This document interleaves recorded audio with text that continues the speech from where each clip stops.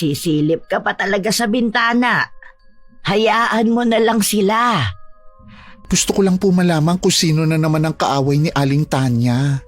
Bakit kapag ba nalaman mo magbabago ba ang takbo ng buhay mo? Hindi naman po, Lola. Curious lang naman po ako malaman kung sino Halos araw-araw na lang may kaaway ang babaeng yan. Kulang na lang buong barangay ang makaaway niya Buti la, wala siyang nakakaaway sa mga kapitbahay natin.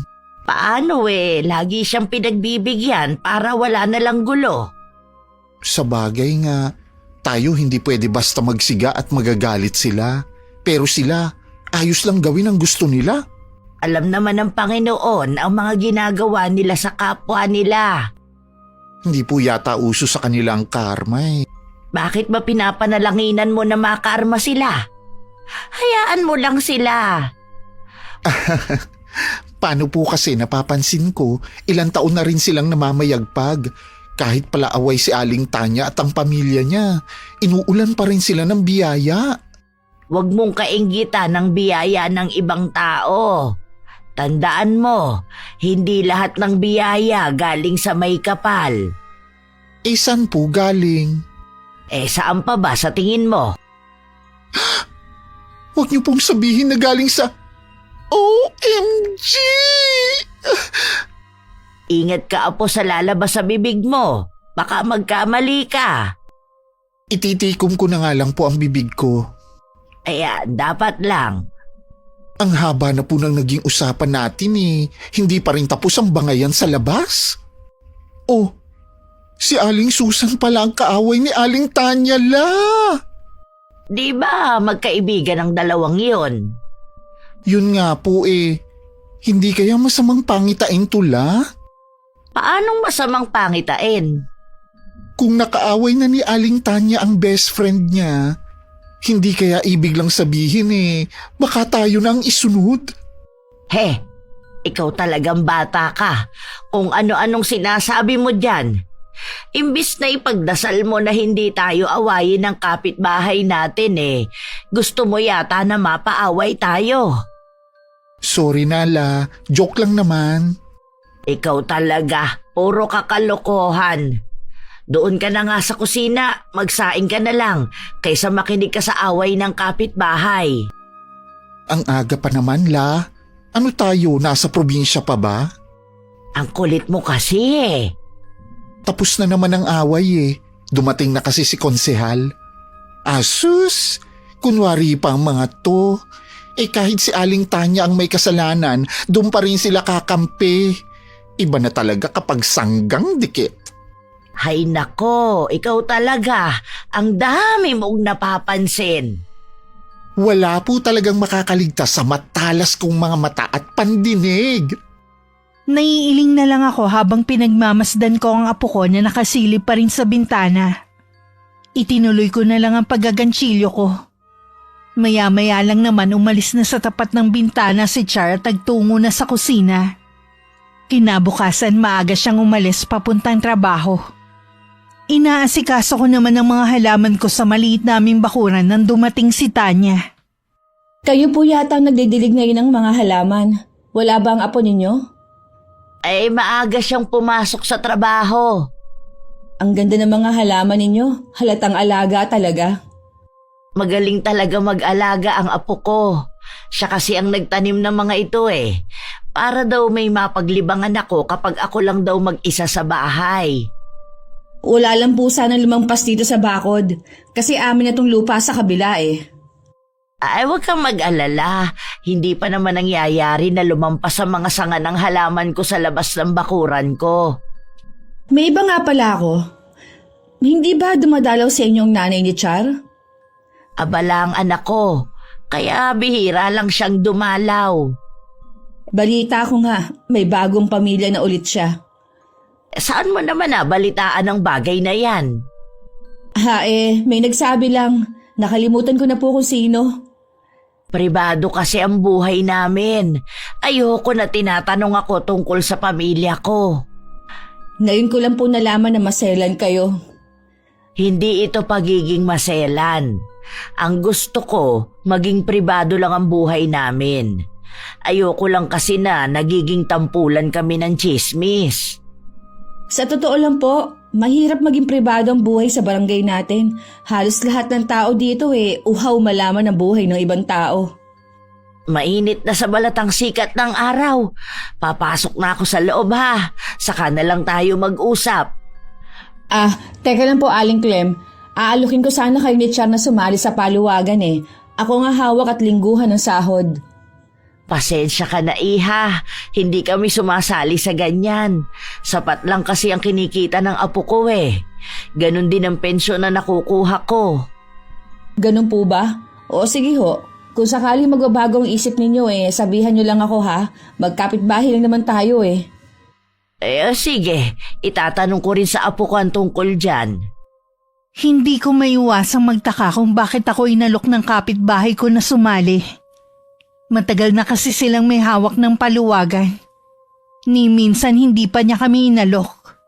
Pagdating ni Char, binanggit ko naman sa kanya naging pag-uusap namin ni Tanya. Os? Talaga, Lola? Inalok niya kayo? Ano kaya ang nakain ng kapitbahay natin na yun? Nagtataka nga rin ako.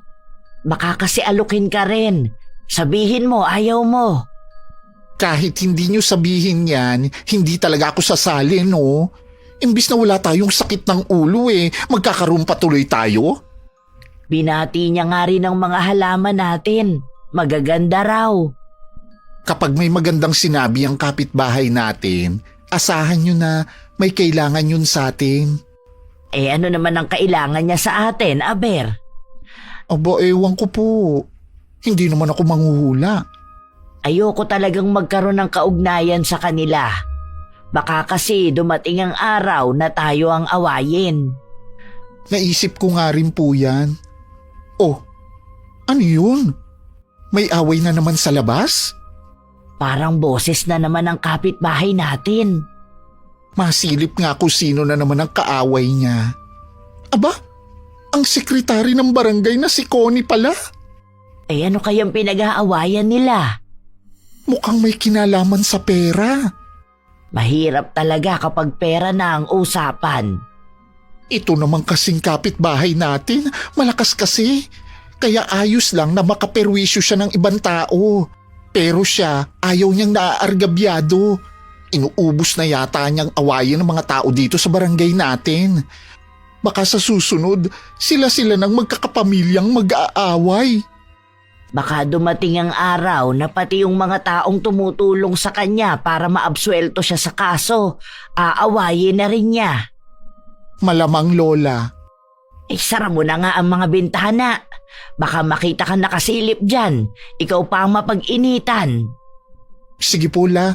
Wala na rin naman bago Kumusta pala ang trabaho mo?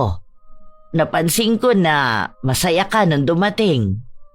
Malaki po kasi ang tip ko ngayong araw. Bumili nga po ako ng pasalubong para sa inyo. Nakita niyo na po sa lamesa? Yung nasa supot ba? Ano ba ang laman nun? Yung paborito niyo pong empanada. Ay naku, salamat apo. Napakamaalalahanin mo talaga. Siyempre naman po. Kayo pa bang makakalimutan ko? Alam mo, inaalala ko nga kung paano kapag nawala na ako. Naku si Lola, dinalhan lang kita ng pasalubong nagdrama na. Matagal pa po ang buhay niyo. At kung sakali man na dumating ang araw na lilisanin niyo na ang mundong ito, kaya ko na pong pangalagaan ang sarili ko. Kahit nga po ngayon Subukan mo kasing makipaglapit sa nanay mo. May bagong pamilya na po ang inay. Ayoko nang makigulo pa sa kanila. Masaya na ako sa piling ninyo. Tama na yung paminsan-minsan nag-uusap kami.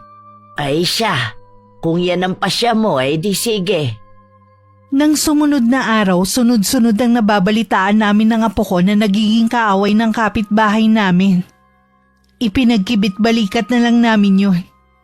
Katwiran kasi namin basta hindi kami kasali sa gulo. Hindi ko akalain na darating ang araw na pati ang apo ko aawayin din niya. Char! Char! Lumabas ka dyan! Bakit ka ba sumisigaw? Wala rito ang apo ko. Ano ba ang problema mo? Nasa salon ba ang bakla mong apo ha? Hindi siya pumasok sa trabaho. May importante kasi siyang pinuntahan. Ano bang kailangan mo sa kanya? May nakarating sa akin na ipinagkakalat niya na palaaway daw ako at bala ko ng awayin ng lahat ng mga tao dito sa barangay. Ano ba ang pakialam ng apo ninyo sa akin ha? Kung sino man ang nagsabi niyan sa'yo, iharap mo sa akin ngayon mismo. Bakit pa? Ang gusto ko lang namang malaman kung anong motibo ng apo ninyo para gawin yon. Ako na mismo ang nagsasabi. Hindi yan sinabi ng apo ko. Ngayon, iharap mo sa akin ang taong nagsumbong sa'yo. Hindi na nga Ay kailangan... bakit hindi? Dahil wala naman talagang taong nagsabi sa'yo. Gawa-gawa mo lang yan.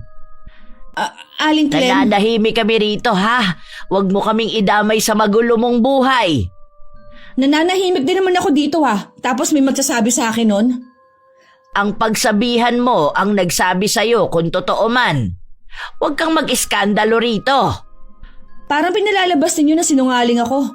Nagawa-gawa ko lang ang sinasabi ko. Ganon na nga ang mangyayari kapag hindi mo inilabas ang taong tinutukoy mo. Kung hindi ka marunong mahiya, bigyan mo kami ng kahihiyan ng apo ko. Tahimik at simple lang ang buhay namin. Ni minsan wala kaming inagrabyado na ibang tao. Alam yan ng mga taga rito. Pagsabihan nyo na lang ang apo ninyo. Huwag ka mong gumaya sa iba na mahilig mangyalam sa buhay na may buhay. Rendahan mo rin ang bibig mo, Tanya. Hindi sanay ang apo ko sa iskandalo. Huwag mo siyang itulad sa'yo. Matalas din pala ang dila nyo. Akala ko pa naman sadyang tahimik lang kayo. Depende sa kaharap ko. Kung kinakailangan ipamalas ko ang talas ng dila ko alang-alang sa apo ko, gagawin ko. Maipagtanggol ko lang siya. Lumalabas tuloy na konsentidor kayong lola. Gaano mo ba ako kakilala, Tanya? Ho? Anong ibig ninyo sabihin? Tinawag mo akong konsentidora, hindi ba? Ha? Oho, kinukonsinti niyo naman talaga ang apo ninyo eh. Yung kabaklaan niya. Sa susunod, pakaisipin mo muna ang mga lumalabas sa bibig mo. Hanggat maaari, ayokong magkaroon ng kaaway dahil hindi mo gugustuhin yon kapag nakilala mo ko. Pagkatapos kong masabi ang mga dapat kong sabihin, binirahan ko na ng alis si Tanya. Kahit hindi ko nakikita, ramdam ko ang talim ng mga mata niyang nakasunod ng tingin sa akin. Nagingit-ngit naman ang kalooban ni Tanya na umuwi sa bahay nila. Anong nangyari? Nakausap mo ba ang apo ni Aling Clem? Hindi eh. Wala sa bahay nila. Yung lola ang kausap ko. Sigurado ka ba na si Charan nagpakalat ng chismis tungkol sa'yo? Hindi. O hindi naman pala eh. Bakit sumugod ka dun? Anak ka naman ng... pinahiya mo lang ang sarili mo eh. Kilala maglola na yun na tahimik lang at walang kaaway. Sila pa napagdiskitahan mo.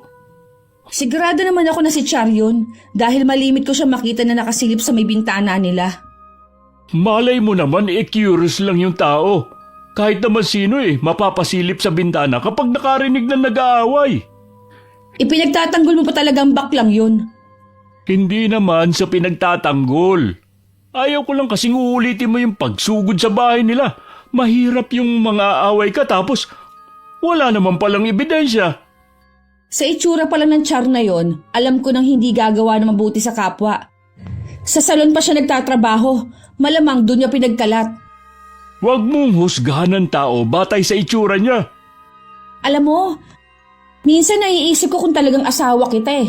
Kahit kailan kasi, hindi mo malang ako kinampihan. Paano kita kakampihan? Mali ka naman.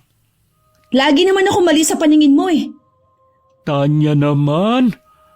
Kayo na mga anak natin. Lagi na lang ninyo akong ihinakahiya. Paano kasi? Lagi ka na lang may kaaway. Lagi may sumusugo dito. Tapos kapag may kumalat na chismis tungkol sa'yo, ibang tao ang pagbibintangan mo. Makarinig ka lang ng hindi magandang sinabi ng ibang tao, aawayin mo na naman. Pwede mo naman daanin sa magandang usapan eh. Oh, nasa na yung mga sumusugod dito sa bahay? Di ba? Sila rin naman ang sumuko. Hindi nila ako kaya. Mag-iingat ka, Tanya. Baka mamaya makahanap ka ng katapat mo. Wala pang tatapat sa akin. Baka nga hindi pa ipinapanganak eh. Nakikiusap ako sa'yo, alang-alang sa mga anak natin. Tigilan mo na yan. Baka dumating ang araw, layasan na nila tayo. Eh di lumayas sila. Bakit? Kaya na ba nilang tumayo sa sarili nilang mga paa? Hindi naman porket hindi pa nila kaya, hindi na nila tayo lalayasan. Paano kung magsipag-asawa ang mga yan ng maaga, ha? Sige nga. Hindi mangyayari ang iniisip mo. Ay, sana nga. Aalis ka? Saan naman napunta mo? Eh di mamamasada. Saan pa ba ako pupunta? Namasada ka na kagabi ah. Kararating mo nga lang eh. Oo nga, umuwi lang ako ngayon para kumain. Kailangan ko magdoble kayod. Malaking babayaran ng mga anak mo sa eskwelahan. Eh bakit hindi nila sinasabi sa akin? Eh paano? Abala ka sa pakikipag-aaway mo kung kani-kanino. Kita mo nga, lumalayo na ang loob sa iyo ng mga bata. Kung makapagsalita ka, akala mo naman eh araw-araw ako napapaaway. Ay, saka na lang tayo mag-usap. Kailangan maipila ko na yung jeep na maaga. Doon na lang ako iidlip.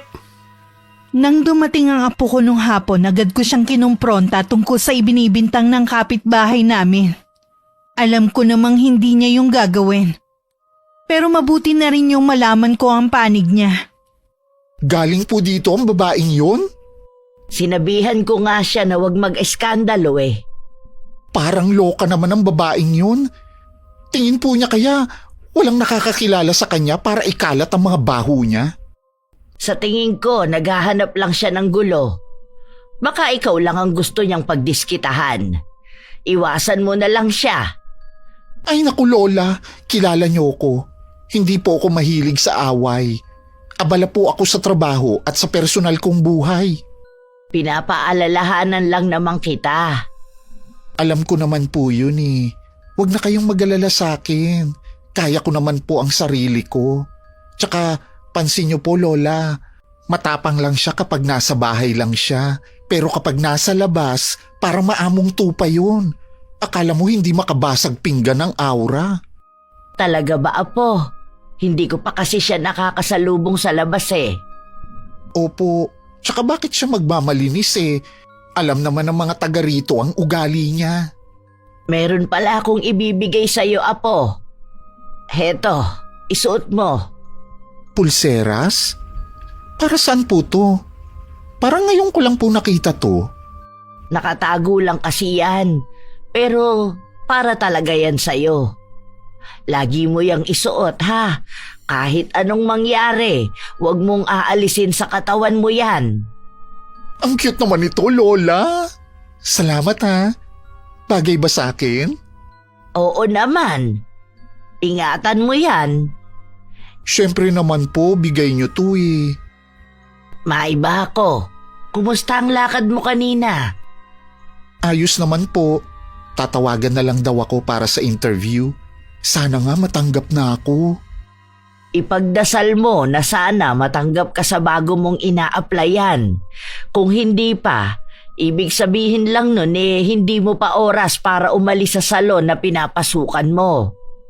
Masaya naman po ako sa salon na pinapasukan ko. Kaso kulang pa rin ang sahod ko.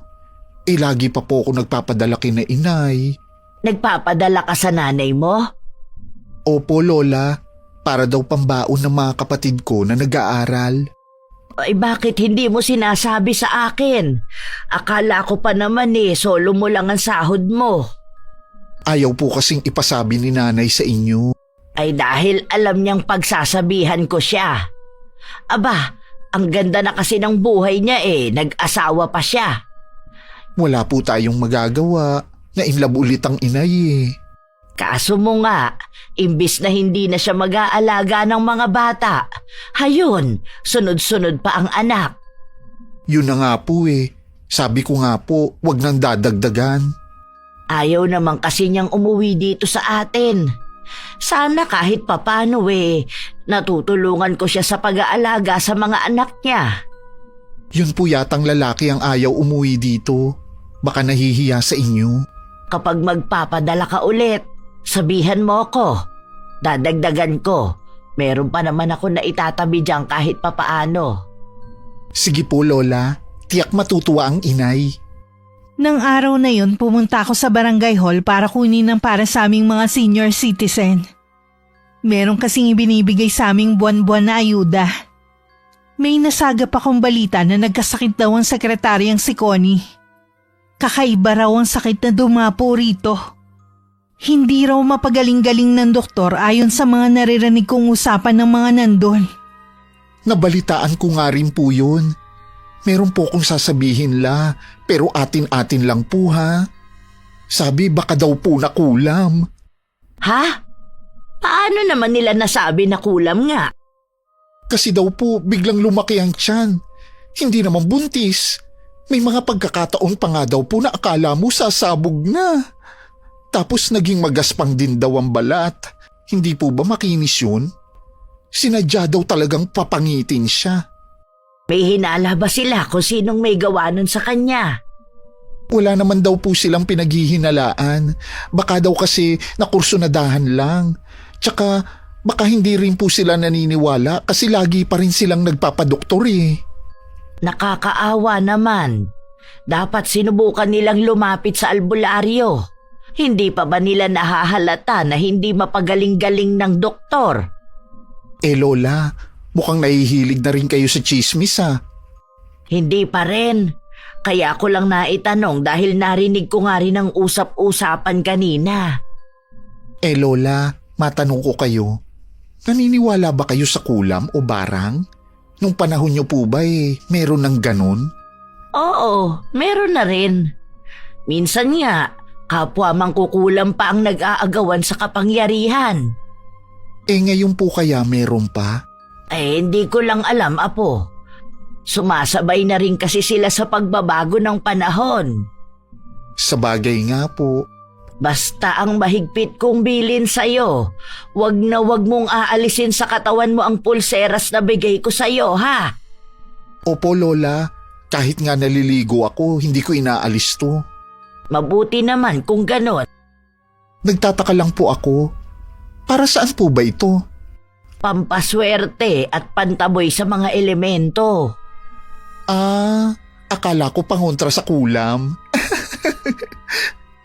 Maiwan muna kita at magpapahinga lang ako sa kwarto. Sige po, magluluto po ako ng merienda natin. Tatawagin ko na lang po kayo. Isang umaga nagpausok pala ang katabi kong bahay. Akala ni Tanya kami ang nagsunog ng basura. Nagulat na lang ako nang bigla siyang sumugod sa bahay. Nagkataon namang nandun pa si Char. Aling Clem! Char! Bakit ba ang aga-aga nambubulahaw ka na agad ng kapitbahay? Ano po ba ang problema niyo, Aling Tanya? Hoy, Char! Ang aga-aga nagpapausok kayo. May mga sinampay ako, oh. Hindi po kami nagsisiga. Hindi pa nga kami lumalabas ng bahay eh. Sana naman po, huwag kayong basta-basta magbibintang. Katulad ng ginagawa niyo sa akin. Ipinaaalala mo pa talaga. Pwede ba, Aling Tanya, sa iba na lang kayong maghanap sa kung sinong nagsisiga? Kung gusto niyo, tingnan niyo pa yung bakuran namin. Talagang titingnan ko.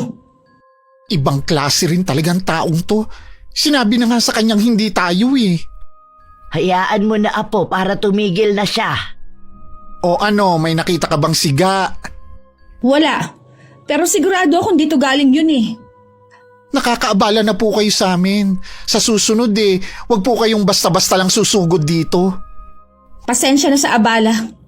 Babalik na ako sa bahay. May naiwan kasi ako nakasalang eh. Humingi ng pasensya, parang labas naman sa ilong. Hayaan mo na siya. Tayo na sa loob. Nakakainis na kasi sila eh. Lahat yata ng sama ng ugali nasa kapitbahay natin. Tayo na lang ang magpasensya para walang gulo. Sino kaya ang nagsiga ng napakaaga? Itong kapitbahay natin. Minsan kasi gumagamit sila ng kahoy para makapagluto. Alam naman nila na sobrang sela ng kapitbahay natin eh. Tapos magkakahoy pa sila. Hindi mo naman sila masisisi rin. Kita mo nga na napakaraming anak. Baka naman nagtitipid din. Nakikita ko naman po yun na medyo hirap sila sa buhay. Ang mabuti pa, maligo ka na at papasok ka pa yata sa trabaho. Ay, oo nga po pala. Muntik ko na makalimutan. Si Aling Tanya kasi. Bilisan mo na ang pagkilos mo. Huwag ka nang manisi pa ng ibang tao. Kakaalis lang nun ng apo ko nang marinig kong inaaway ni Tanya ang katabi kong bahay. Nung una hinahayaan ko lang. Pero nang marinig kong nag-iiyakan na ang mga bata, hindi ako nakatiis at lumabas ako ng bahay. Tanya, humingi na sa'yo ng dispensa yung tao. Nagpaliwanag na rin siya. Hindi ka ba naaawa sa mga bata? Huwag ho kayong makialam dito, Aling Clem. Kami ang nag-uusap. Hindi mo naman kinakausap ang pobre eh. Pinagsasalitaan mo siya ng hindi kaaya-ayang salita. Bakit ba kayo nakikialam? Di ba mga pribadong tao kayo ng apo ninyo? Magkulong na lang kayo sa bahay nyo. Hindi ko kasi matiis yung ginagawa mo. Dahil ba sa hindi sila lumalaban? Baka po nakakalimutan ninyo kung sino ang pamilya ko dito. Alam ko naman, dating tinitingala kayo rito. Pero noon pa yon. Ngayon, iyang lupa na lang na kinatitirikan ng bahay nyo ang meron kayo. Kahit hindi na katulad dati ng pamumuhay namin, maimpluwensya pa rin kami dito. Ay, ako nang nakikiusap. Lubayan mo nang mag-iina. Wala naman silang laban sa iyo eh. Hoy! Huwag kayong pumasok sa loob ng bahay! Hindi pa ako tapos sa inyo! Tayo ang magtuos, Tanya. Hayaan mo na lang sila. Ano naman ang laban ng isang matandang katulad mo sa akin, ha? Ha? Bastos ka talaga.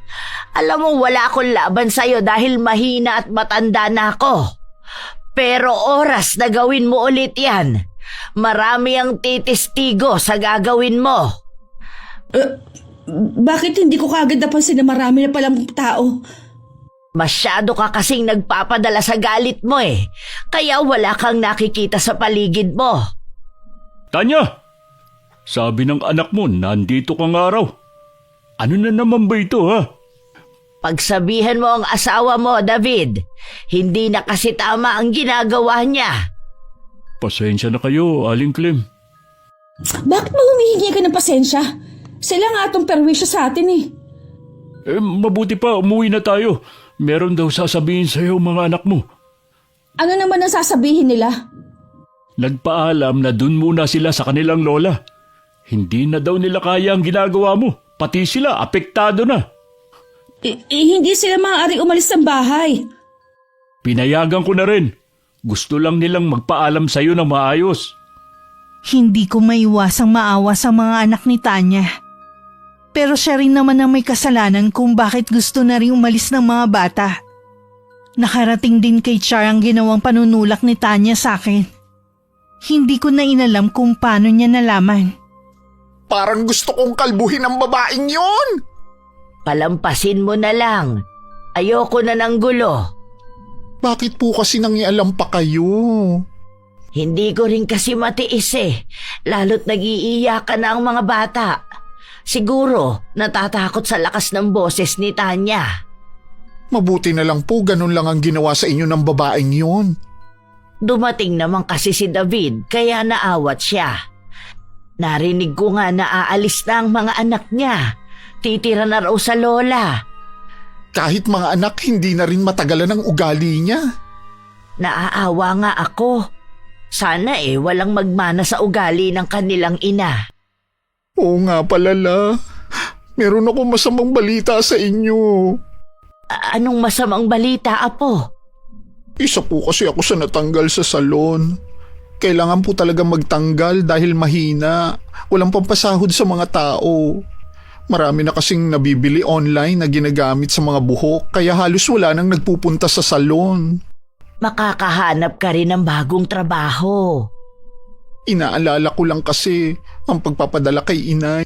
Kapag tumawag sa'yo, ako ang kakausap sa kanya. Sige po, bukas na bukas din magbabaka sakali akong maghanap ng trabaho habang hindi pa ako tinatawagan ng mga inaplayan ko. Habang wala ka pang nahahanap, Ako na munang bahala sa mga gastusin dito sa bahay. Ano na naman ang ingay na yun? Huwag mo na lang pansinin. Parang ako na lang ang sumusuko sa bunganga ng babaeng yun. Parang ginawa na lang libangan ng pakikipag-away. Malakas talaga ang loob ng kapitbahay natin dahil may kapit siya. Kailan kaya magbabago ang nanunungkulan dito? Kapag dayo walang boses, hindi pinapakinggan, basta bahala ka na lang sa buhay mo. Samantalang kapag taga rito at kadikit nila, kinakampihan pa nila. Kaya lumalaki ang ulo eh. Hindi sa lahat ng oras sa kanila papanig ang swerte. Ibig niyo pong sabihin, may karma din sila? Ganon na nga.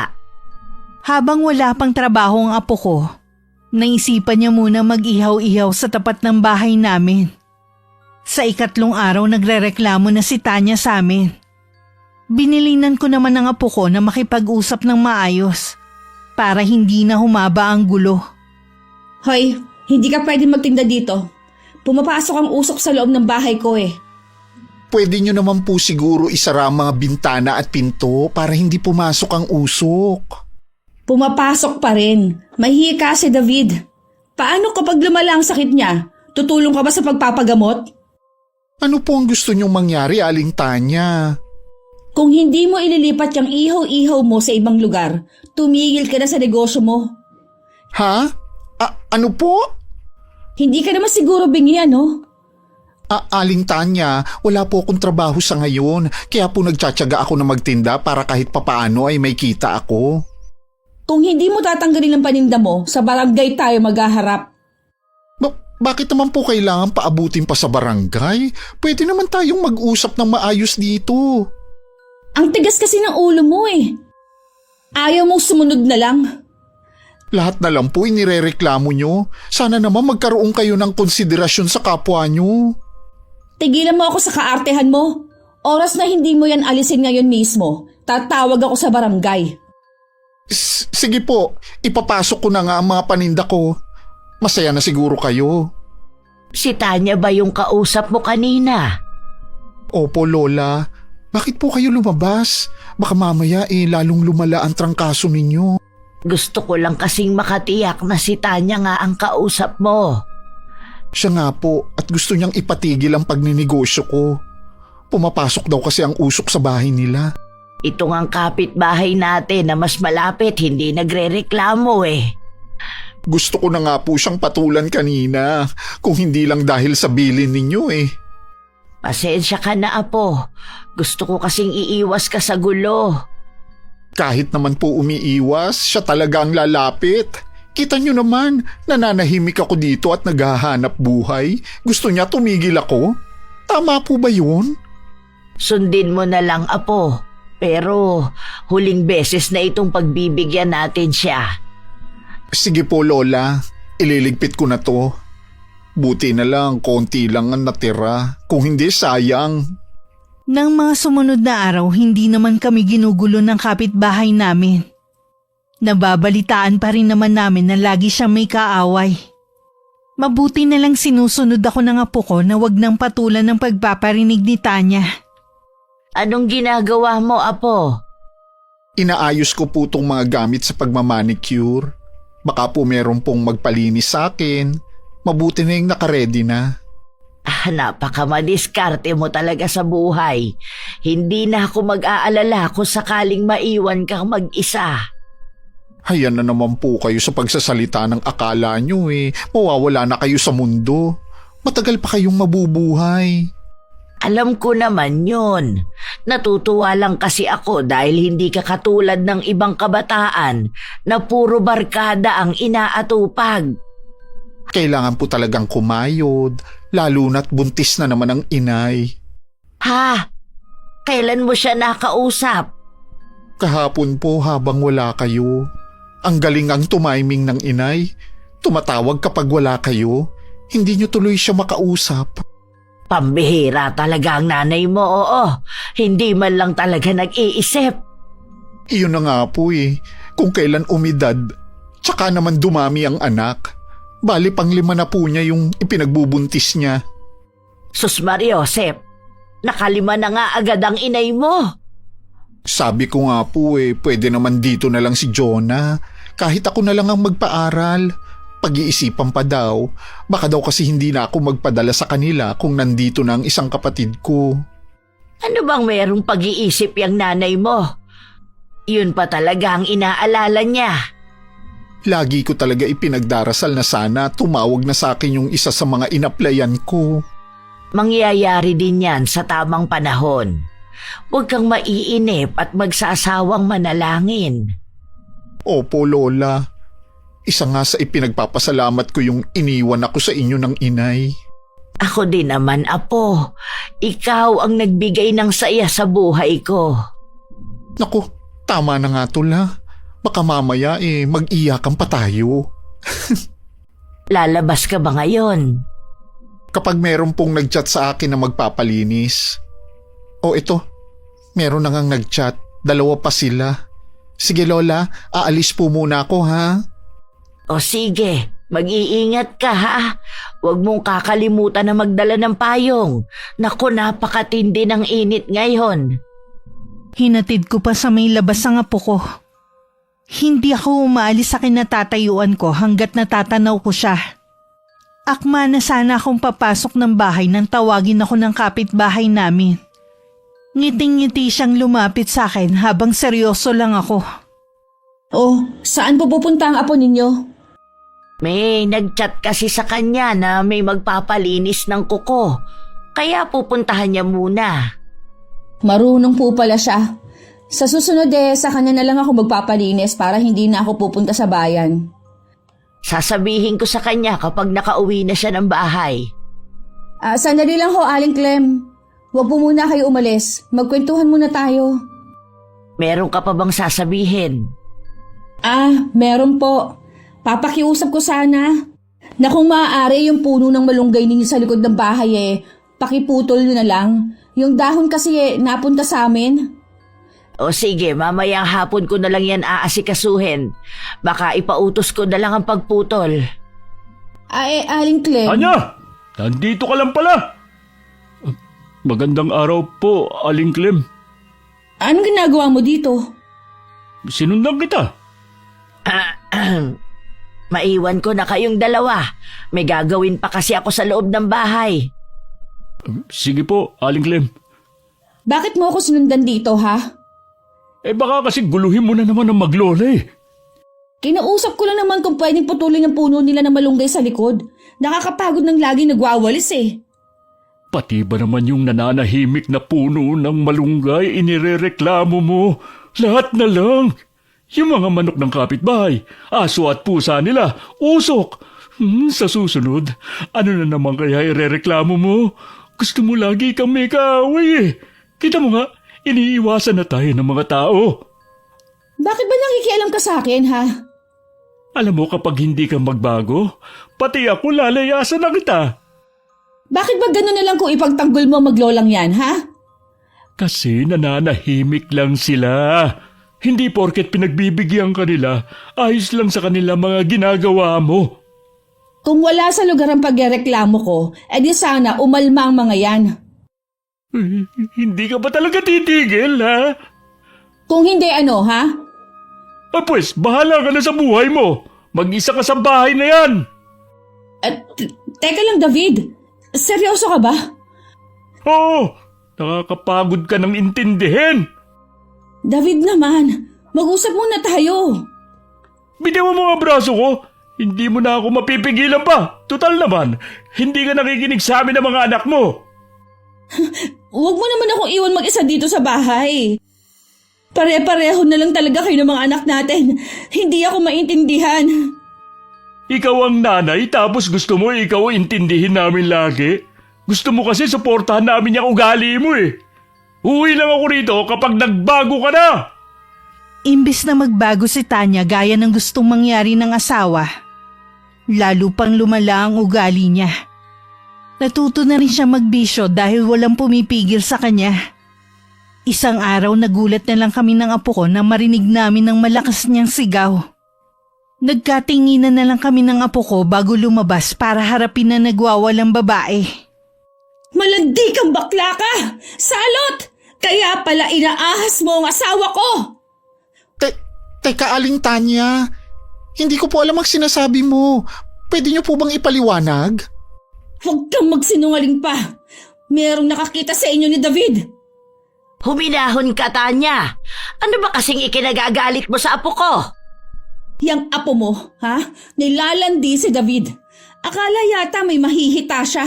Hoy, hindi ka papatulan ng asawa ko. Mahiya ka naman sa balat mo. Naku po, hindi ko po yan naiisip gawin. Malaki po ang respeto ko kay Mang David. Para ko na po siyang ama. Sinungaling! Bakit mo siya nilalandi kung ganon, ha? Kilala ko ang mga katulad mo. Mas kiripa sa tunay na babae. Huwag mong mainsu-insulto ang apo ko sa mismong bakura namin, Tanya.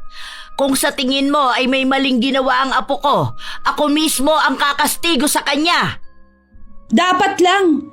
Hindi yung kinukonsinti ninyong kabaklaan niya. Lola, wala po akong ginagawang masama. Hindi ko alam kung ano bang sinasabi ng babaeng to. May mga saksi kung paano mo hawakan ang braso ni David. Sobrang lapit pa na mukha mo sa kanya. Ano, itatanggi mo pa? Mali po kayo nang iniisip nyo sa akin. Inalalayan ko lang po noon si Mang David dahil nahilo siya. Dalawa kami noon. Yung kasama kong isa kumuha lang ng tubig. Nagpapalusot ka pa? Sa tingin mo maniniwala ako sa'yo? Naniniwala ako sa sinabi ng apo ko. Mas kilala ko siya kaysa sa'yo. Kung sino man ang nagsumbong sa'yo, huwag ka mong gumawa ng gulo. Hindi ako papayag na hindi makaganti sa apo mo.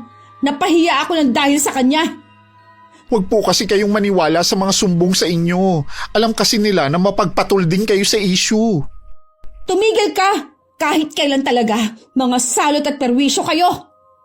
Kailan naging perwisyo ang apo ko? Bukod tanging ikaw lang ang nagsabi niyan. Huwag mo rin siyang tatawaging salot dahil ang salot dito ay walang iba kundi ikaw. Mga walang hiya talaga kayo maglola!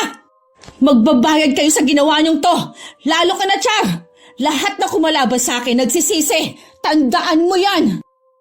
Subukan mo lang kantiin kahit dulo ng daliri ng apo ko. Hindi mo magugustuhan ang gagawin ko sa'yo. Lahat kayang gawin ng lolang nagmamahal sa kanyang apo. Mabuti pa Lola, pumasok na tayo sa loob ng bahay. Aling Tanya, nakikiusap po ako sa inyo. Alamin niyo muna ang totoo bago kayo mambintang at sumugod dito sa bahay. Kausapin niyo po si Mang David para maliwanagan kayo. Napapansin ko madalas nakatingin sa bahay namin si Tanya. Punong-puno ng pagbabanta ang mga mata niya. Hindi ko tuloy maiwasang mag-alala kay Char. Kulang na lang hindi ko siya palabasin. Kaya lang matigas din ang ulo. Kailangan daw niya maghanap buhay. Araw yun ng linggo. Niyaya ko ang apo ko na magsimba pero masama daw ang pakiramdam niya. Kaya ako na lang ang umalis. Pagbalik ko nakasalubong ko si Tanya na masama ang tingin sa akin. Nilampasan ko na lang siya. Pagdating sa bahay, naapoy ng lagnat si Char. Ano ba ang masakit sa'yo, apo? Maliban sa mataas ang lagnat mo. Buong katawan ko po masakit. Parang binugbog ang pakiramdam ko. Kukunin ko lang ang langis ko. Hihilutin ko ang buong katawan mo para makasingaw ang init. Kahapon okay pa naman ang pakiramdam ko. Hindi kaya sobrang pagod na rin.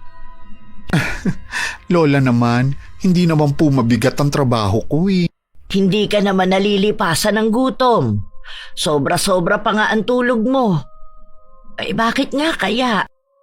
Baka naman nahawaan lang ako sa labas. La, pwedeng pahilot din ang tiyan ko. Sumasakit kasi. Teka, pahiran natin ang langis. Anong nangyari dyan?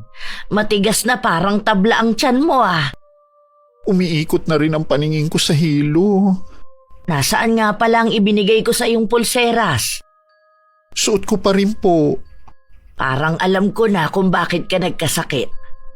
Mabuti na lang suot mo yan, kundi mas malala pa ang mangyayari sa'yo.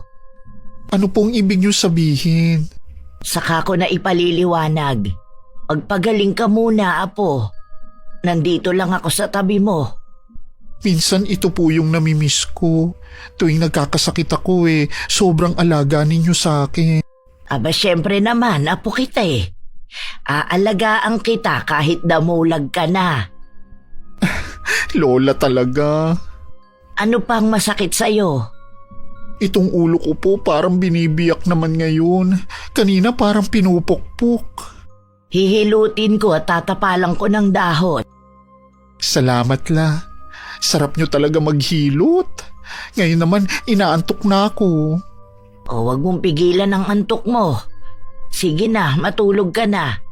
Pagkising mo, magaling ka na. Nang makita ko nakatulog na ang apo ko, saka ako lumabas ng kwarto niya. Lumabas ako ng bahay. Pero sakto namang dumating si Tanya. Nakangiti siyang lumapit at binati ako. Saan po ang punta ninyo, Aling Clem? Sa tindahan lang sana. May bibilin lang na panahog sa lulutuin kong ulam. Bakit hindi nyo lang iutos kay Char? Natutulog pa kasi ang apo ko eh. Tanghali na nasa higaan pa rin siya. Masama po bang pakiramdam ng apo mo? Bakit mo naman naisip na masama ang pakiramdam ni Char? Ha? Kasi sabi ninyo nakahiga pa rin siya. Tanghali na talaga bumabangon ang apo ko kapag wala siyang gagawin. Bala ko po sana magpalinis sa kanya ng mga kuko. May lakad kasi ako mamaya eh. Bakit sa apo ko pa ikaw magpapalinis? Marami naman dyan na pwede mong kausapin. Ano po, kasi mas malapit kayo sa bahay namin. Tsaka tulong ko na rin sa kanya. Pagkatapos mong manggulo dito, pagbintangan ng apo ko na nilalandi ang asawa mo. Baka nakakalimutan mo, pinagbantaan mo rin siya. Kalimutan na lang natin na nangyari. Wala na po yun sa akin. Hindi ako ganun kadaling makalimot, lalo't sangkot ang apo ko. Bakit ba parang kayo pang nagmamalaki ngayon ha? Aba, apo mo na nga ang may atraso sa akin eh. Walang atraso ang apo ko sa'yo o kahit kanino. Natural, apo mo. Kaya pagtatakpan mo mga kalokohan. Huwag mong ubusin ang pasensya ko, Tanya. Kilala mo ko pero hindi mo alam ang kaya kong gawin. Binabantaan niyo ba ako, Aling Clem? Baka hanggang salita ka lang. Ano bang magagawa ng isang matandang katulad ninyo? Marami akong kayang gawin kaya huwag mong subukan kantiin ni dulo ng daliri ng apo ko. Magkakasubukan tayo. Bakit ang tapang niyo yata ngayon, ha? Dahil apo ko na ang pinupuntirya mo. Hindi po yan totoo. Hindi ako basta nagagalit kung walang ginagawang masama ang apo ninyo. Hindi mo nga kayang patunayan yung mga ibinibintang mo eh. Nasanay ka kasi na laging pinagbibigyan. Hindi sa lahat ng oras, laging nakapanig sa'yo ang swerte. Dahil marami nang dumadaang mga tao kaya siguro na nahimik na lang si Tanya. Sumagi tuloy sa isip ko marunong din pala siyang mahiya. Sa tindahan nga ako nagpunta at binilhan ko ng makakain si Char. Sigurado kasing gugutumin siya pagising niya. Nung hapon gaya ng inaasahan agad na naghanap ng pagkain si Char. O dahan-dahan sa pagsubo, baka naman mabilaukan ka. Wala ka naman kaagaw sa pagkain eh. Pakiwari ko bala, ilang araw na akong walang kinain. Tingnan niyo yung kamay ko, hindi pa rin tumitigil sa panginginig. Kaya nga nagluto ako ng paborito mo at nagsaing ako ng marami. Baka po maubusan ko kayo ng kanin, Lola. Ayos lang, pwede naman akong magsaing mamaya. Pagkatapos mong kumain, magpahinga ka muna at saka ka maligo. May pinakuluan ako mga dahon-dahon dyan, yun ang ipaligo mo. Para saan po yung mga dahon? Iwas binat at para makaiwas na pasukan ka ng hangin. Yung ulo mo ang una mong buhusan. Tapos, wag mong tatanggalin yung pulsera habang naliligo ka. Sige po, Lola. Susundin ko ang sinabi ninyo kahit hindi ko po maintindihan.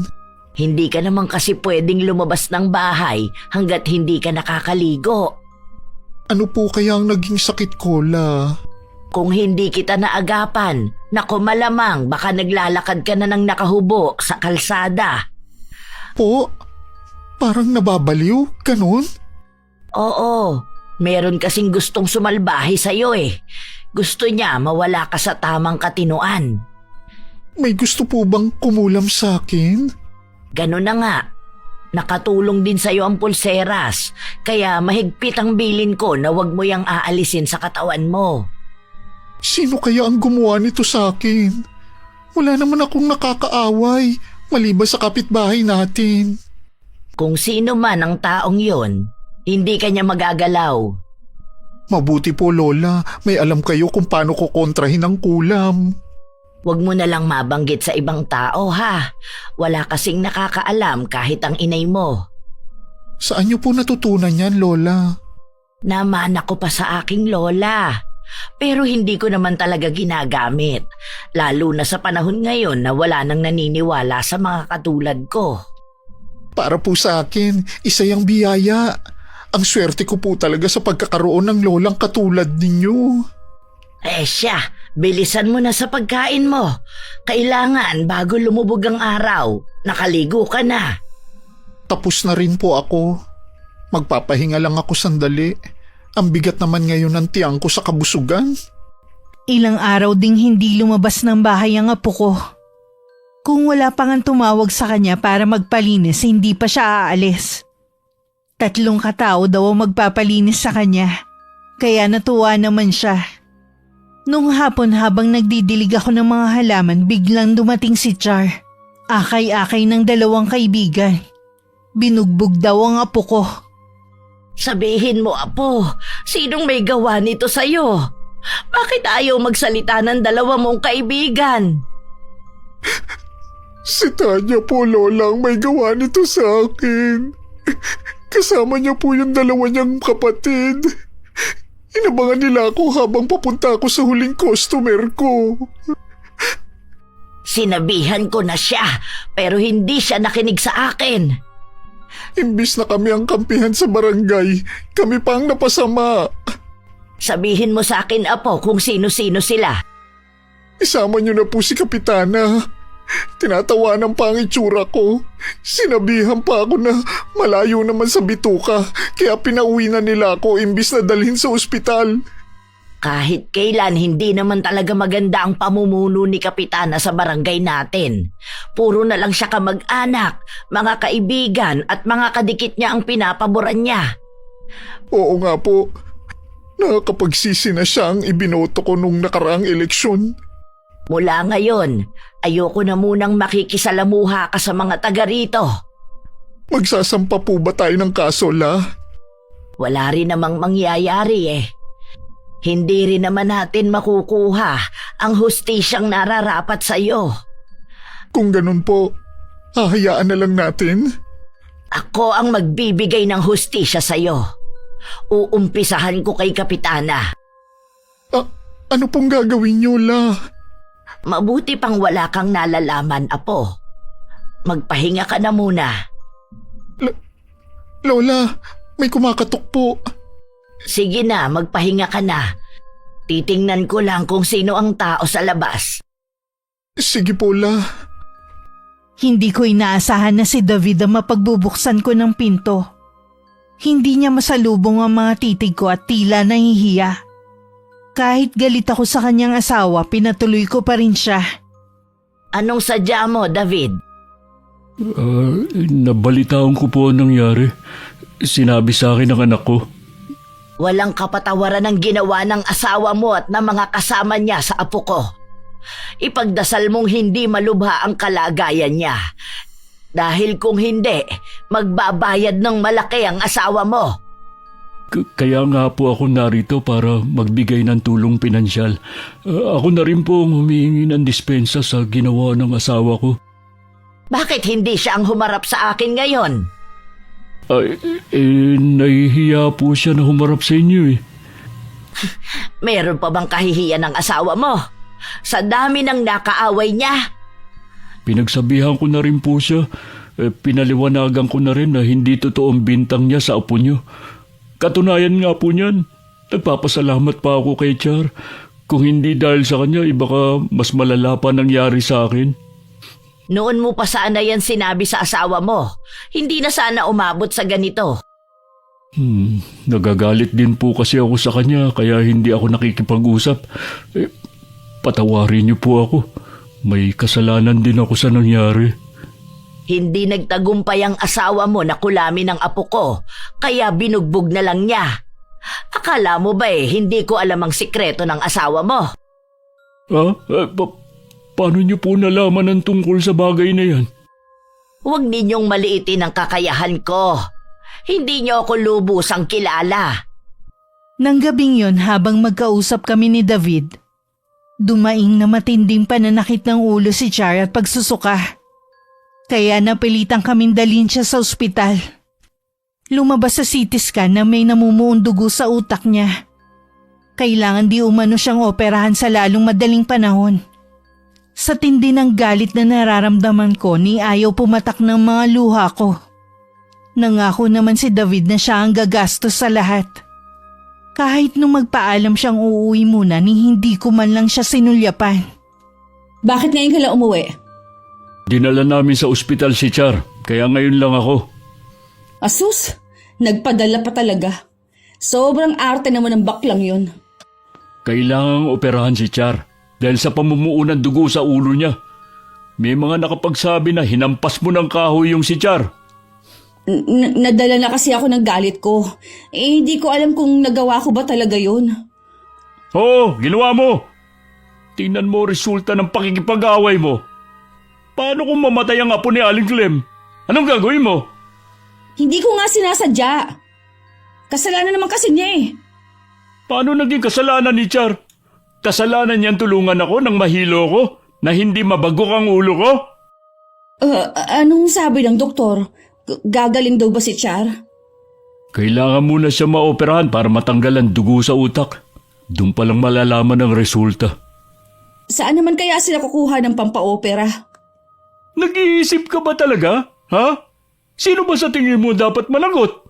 Natural, inako ko na lahat ng gastusin sa pagpapagamot kay Char. Hindi mo naman yun gagawin eh. Ano? Saan naman tayo kukuha ng pera? Hindi naman tayo mapera eh. Yun na nga eh. Hindi tayo mapera, pero ang lakas ng loob mo na manakit ng kapwa mo. Ilang beses ko bang sasabihin sa'yo na hindi ko ginusto ang nangyari? Hindi mo nga ginusto, pero plinano mo muna na kulamin si Char. Nung hindi ka nagtagumpay, pinagtulungan niyo siyang bugbugin. Paano mo nalaman yan?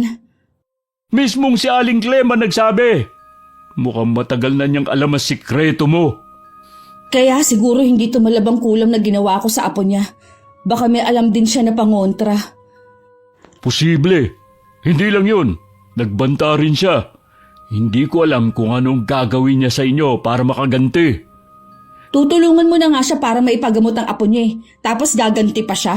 Kung ipapakulong niya ako, hindi lang ako ang dapat na ipakulong niya, pati mga kasama ko. Hindi mo ba naiintindihan ang sinabi ko? Lahat kayo pagbabayarin niya sa nangyari sa kanyang apo. Hihingi na lang ako ng tulong sa mga kamag-anak namin para maabsuelto ako sa kaso. Kung sakaling magreklamo yang si Aling Clem. Kung nakinig ka lang sana noon sa akin, hindi na aabot sa ganito lahat. Huwag mo na nga akong sisihin pa. Nangyari na eh. Humanap na lang tayo ng solusyon. Ibebenta ko ang jeep para pandagdag sa gastusin sa ospital. Ha? Pero doon mo kinukuha ang panggastos sa mga bata. Paano mga anak natin? Ang pag-aaral nila. Baka tumigil muna sila sa pag-aaral. Hindi pwede. 1 taon na lang magtatapos sa si Reggie sa college. Anong gagawin ko? May naiisip ka ba solusyon? Subukan mo mangutang kay Kapitana. Tutal, dahil sa kanya kaya malakas ang loob mong gumawa ng gulo dahil alam mong lagi kang kakampihan. Bakit kailangan mangyari to? Pati mga anak natin apektado. Noon pa naman sila apektado. Pero nakinig ka ba sa pakiusap namin? Sarili mo lang iniisip mo. Ikaw ang gumawa ng problema, pero lahat tayo damay. Napahagulgol na lang sa takot at pag-aalala si Tanya. Ni sa panaginip kasi, hindi niya akalaing hahantong sa ganun ang ginawa niya. Kinabukasan dumalaw muli sa ospital si David dala ang malaking halaga. Naoperahan na rin si Char. At tagumpay naman na naalis ang namumuong dugo sa utak niya. Kumusta na po si Char? Hindi pa siya gumigising. Hindi pa rin siya pwedeng lapitan. Ay, hindi ko man lang mahawakan ng kamay niya para maramdaman niya na nandito lang ako sa tabi niya. Naiintindihan ko po kayo. Kailanman ay hindi mo ako maiintindihan dahil hindi ka pa nalagay sa ganitong sitwasyon.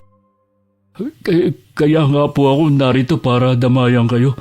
Alam ko po na wala dito ang kaisa-isa niyong anak. Hindi ko kailangan ng simpatsya galing sa'yo.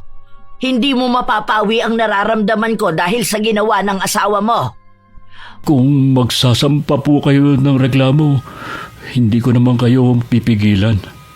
Wala akong planong magsampa ng kaso. Salamat po. Hintayin nyo na lang ang matinding balik ng ginawa ng asawa mo. Kung plano niyo po na ikalat ang nalalaman niyo sa asawa ko, wala naman pong maniniwala sa inyo. Baka mapagkamalan pa kayong baliw. Nagpapasalamat ako sa pinansyal na tulong na ibinigay mo. Pero hindi sapat yun para kalimutan ang lahat. Nararamdaman ko po na may iba kayong plano. Kung ano man po yun, isipin niyo rin si Char.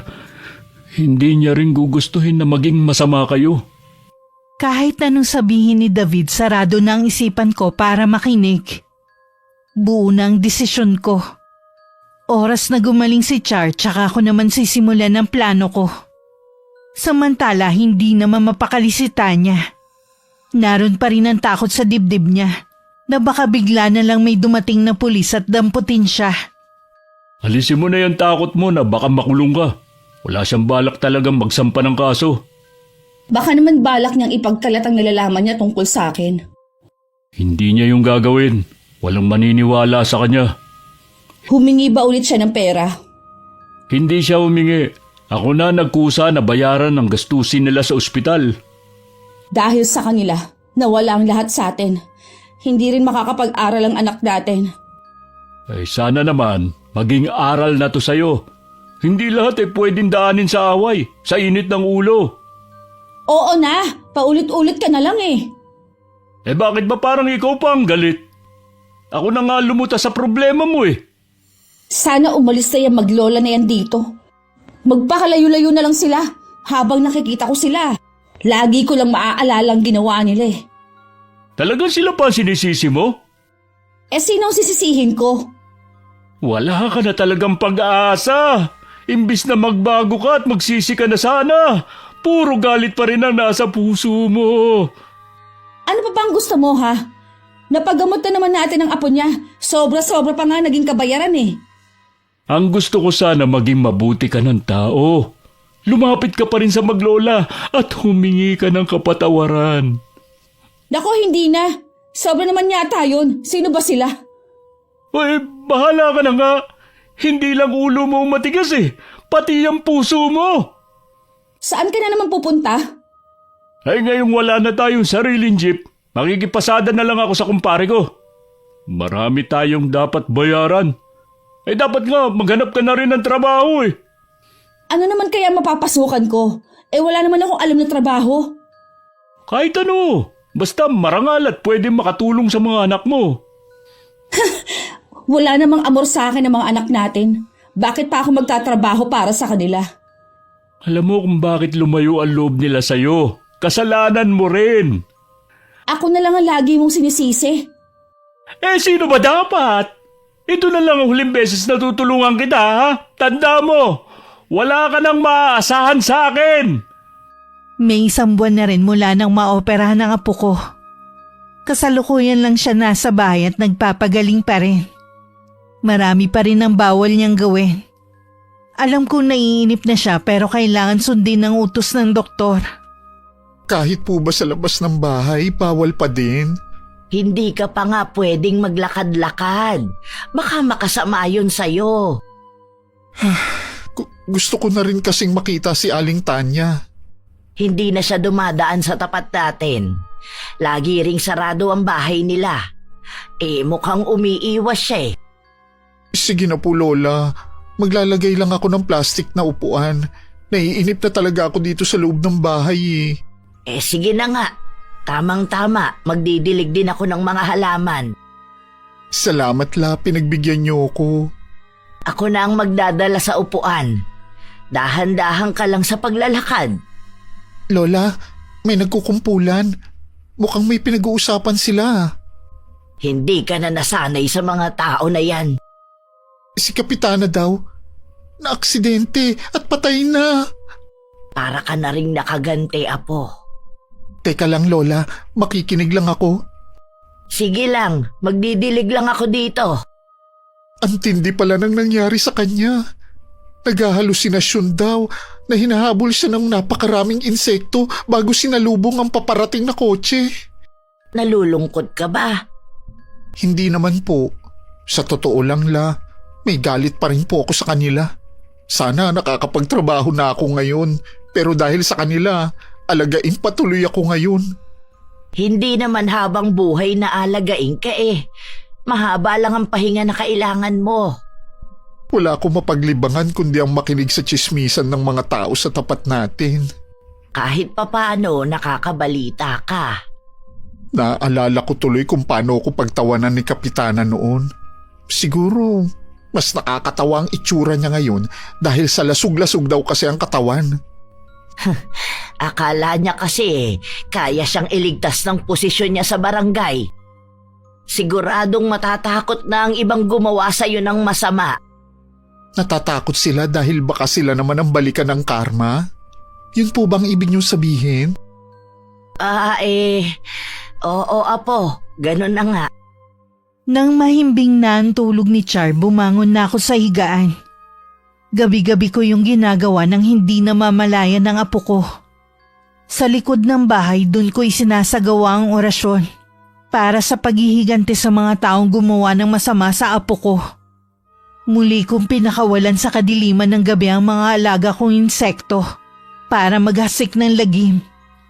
Kinabukasan, balita sa buong baryo ang nangyari sa dalawang kapatid ni Tanya. Naabutan daw sila na wala ng buhay. Nilalangaw na rin at tinuuod na ang mga katawan. David! Sigurado ako. Ako na ang susunod sa kanila. Pinaparusahan na ako. Papatayin niya rin ako. Huminahon ka lang. Walang papatay sa'yo. Nandito lang ako para sa'yo. Hindi aksidente ang nangyari kay Kapitana. Pinatay siya. Alam ko yun. Ilang beses niya sinabi na parang may bumubulong sa kanya. Sinabihan daw siya ng albularyo na may bumabarang sa kanya. Masyado daw mabagsak ang taong yun. Hindi kayang labanan. Pero sino naman ang gagawa nito sa kanila? Hindi kaya si Aling Clem? Pero mahigit 1 buwan na ang nakakalipas.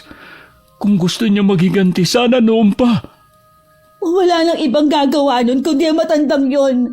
Gusto niya kaming paghigantihan. Tingnan mo nangyari sa mga kapatid ko. Wala siyang awa. Maliliit pa mga anak nila. Paano na sila? Kung totoo nga na si Aling Clem ang nasa likod ng lahat ng ito, kailangan natin siyang kausapin at humingi ng kapatawaran. Bakit tayo hihingi ng kapatawaran, ha? Pinatay niya si Kapitana at ang 2 kong kapatid. Wala siyang puso. Kung hindi natin gagawin, isusunod ka na nga niya. Gusto mo ba yun? Ayoko. Pero natatakot ako lumapit sa kanya. Baka kung anong gawin niya. Kailangan mo maging matatag. Yun lang ang paraan para lubayan ka niya. Ikaw na lang makipag-usap sa kanya. Ayoko talaga sumama. Isipin mo naman ang mga anak mo. Ayaw mo ba silang makasama ng matagal? Gusto. Kaya lang mas naging ibabaw ang takot sa puso ko. Magbalik loob ka sa Panginoon.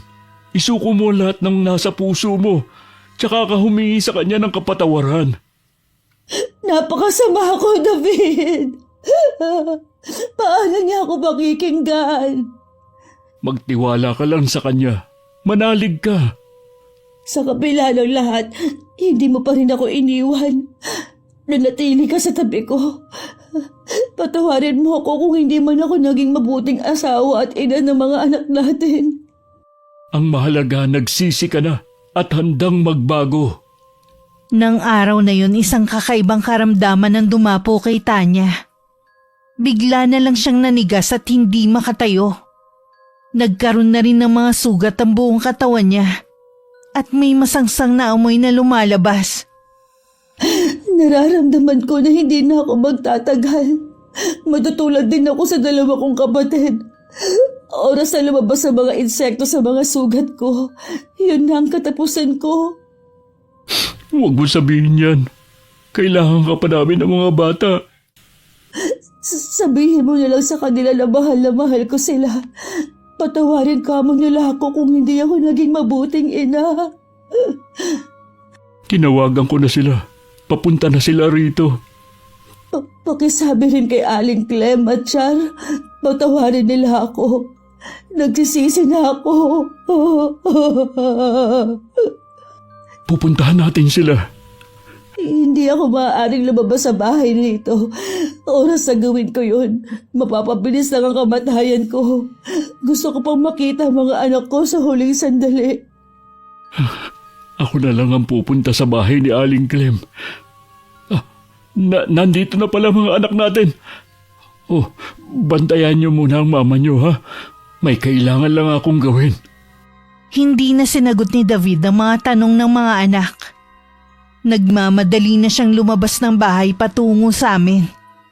Nang mga oras na yon, kasalukuyang kami nagkukwentuhan ni Char nang dumating siya sa bahay namin. Anong ginagawa mo rito? Alam ko po na kayo ang bumabarang kay Tanya. Lumuluhod po ako sa inyong harapan. Patawarin niyo na po ang asawa ko. Lola, totoo po ba na may alam kayo sa pangbabarang? Oo, Apo. Gusto kitang ipaghiganti sa mga taong gumawa sa'yo ng masama. Pero lagi niyo pong sinasabi sa akin na masama ang gumanti. Bakit kayo po mismo ang bumabali sa mga pangaral niyo sa akin? Kasi Apo, sumobra na sila sa ginawa nila sa'yo eh. Munti ka nang mawala sa akin. Gusto kong ibalik sa kanila ang galit ko.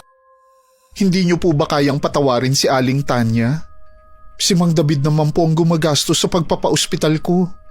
Akala ko ba'y galit ka sa kanila? Hindi ka rin naaawa sa sinapit nila. Dahil akala ko po sa natural sila namatay. Hindi ko po alam na kayo ang may gawa nun. Ayoko po na maging masama kayo. Wala akong lola na masama. Patawarin mo ko, Apo. Nagpadala ako sa matinding galit ko. Nagpatong-patong na ang nararamdaman ko sa puso ko eh. Ako na lang ang parusahan niyo, Aling Clem. May kasalanan din ako sa nangyari sa asawa ko. Hindi ko siya nagawang kontrolin sa ginagawa niya sa kapwa niya. Pero maniwala po kayo. Nagsisisi na siya ngayon. Tinatanggap na niya ang kanyang kamatayan. Sapat na sa kanya na makita sa huling sandali ang mga anak namin. Sa kabila ng pagiging mambabarang ko, gusto ko pa ring mamuhay ng normal. Patawarin mo ko kung may mga buhay nang nagbayad. Kung nalaman ko sana na mas maaga, napigilan sana kita lola sa mga plano mo. Dahil sa akin kaya mo naisip na barangin sila. Huwag mong sisihin ang sarili mo. Ang punot dulo nito ay walang iba kundi si Tanya. Ang ugali niya ang dahilan kung bakit tayo umabot sa ganito. Magkaganon man, patatawarin ko siya alang-alang sa apo ko. Babawiin ko ang sumpa ko sa kanya. Salamat po, Aling Clem. Tatanawin ko po malaking utang na loob ang ginawa niyong ito. Char, salamat din sa'yo. Ikaw ang dahilan kung bakit nagbago ang isip ng lola mo. Wala po yun. Ginawa ko lang po ang tama. Babalikan ko na po, mag-iina ko sa bahay. Salamat lola. Binawi niyo ang barang kay Aling Tanya. Bigyan pa rin po natin siya ng pagkakataon na magbago. Kaya lang, meron ang nakakaalam ng sikreto ko. May palagay po ako na hindi sila magsasalita. Nakita naman nila ang bagsik ng kapangyarihan niyo. Hindi sila mangangahas na ipagkalat ang nalalaman nila. Tama ka, Apo. Sige na, matulog ka na. Kailangan mo pa ng maraming pahinga para manumbalik ang lakas mo. Samantala nadatnan ni David na nag-iiyakan ng kanyang mag-iina. Nawala na rin ang mga sugat sa katawan ni Tanya. Kinabukasan din pumunta ang mag-asawa sa bahay.